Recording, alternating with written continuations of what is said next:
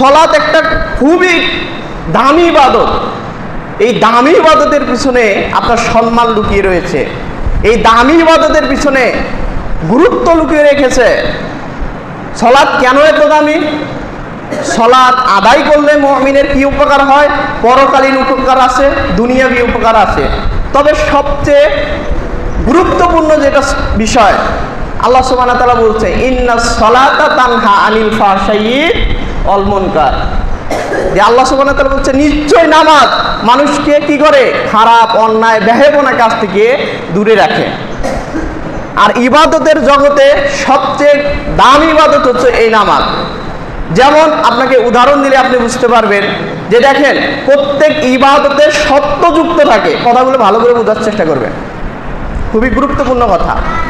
প্রত্যেক ইবাদতে, ইসলামের মধ্যে প্রত্যেক ইবাদতের মধ্যে সত্যযুক্ত থাকে।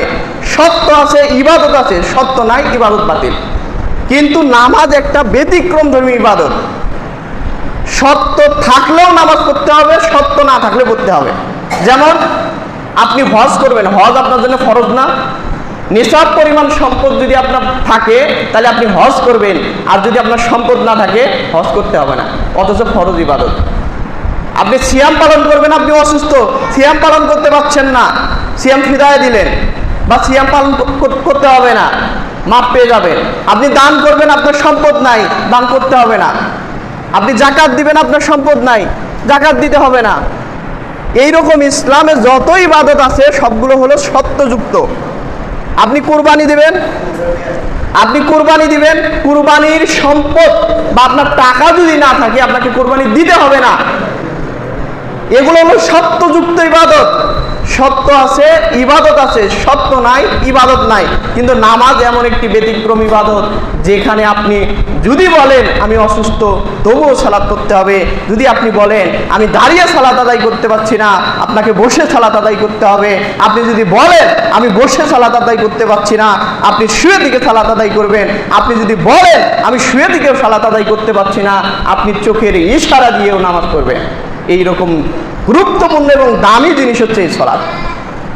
আপনি যদি বলেন আমি এমন এক জায়গায় গিয়েছি যেখানে উযু করার পানি নেই, তাহলে আপনি কি করবেন? নামাজ মাফ হয়ে যাবে না। তায়াম্মুমের ব্যবস্থা আল্লাহ সুবহানাহু ওয়া তাআলা করে দিয়েছেন, তায়াম্মুম করেন, তায়াম্মুম করে সালাত আদায় করেন। এখন আপনি বলতে পারেন যে তায়াম্মুম করব, তায়াম্মুমের মাটিও নাই, তাহলে আপনি কি করবেন? সালাত মিস যাবে? সালাত মিস যাবে? যাবে না। তাহলে আপনাকে কি করতে হবে? মুহাদ্দিস ওলামায়ে কেরামের ফতোয়া হচ্ছে আপনি এমন এক জায়গায় গিয়েছেন সেখানে পানি পাওয়া যাচ্ছে না, সেখানে মাটি পাওয়া যাচ্ছে না, সেখানে আপনি উযুর উপকরণীয় কোনো জিনিস পাওয়া যাচ্ছে না, তাহলে আপনি কি করবেন?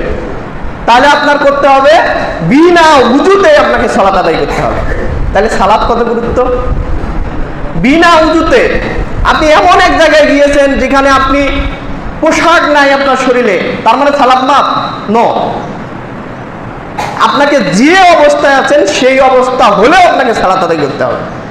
আপনি যদি বলেন আমি উলঙ্গ, কাপড় পরিধান করার মতো অবস্থা নাই, কাপড় নাই, তাহলে আমি কি করব? ওই বিনা কাপড়ে, বিনা উযুতে, বিনা তায়াম্মুমে, বিনা কাপড়ে উলঙ্গ অবস্থাতে আপনাকে সালাত আদায় করতে হবে। তা আপনার জন্য সালাত মাপ নাই।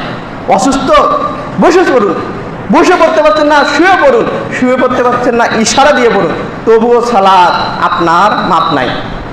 তাহলে যদি সালাত যদি এত গুরুত্বপূর্ণ, এত দামি ইবাদত হয়ে থাকে, তাহলে আমরা মুসলমানদের যে সালাত আদায় করতেছি না, কোন অজুহাত দিয়ে সালাত আদায় করতেছি না বলেন?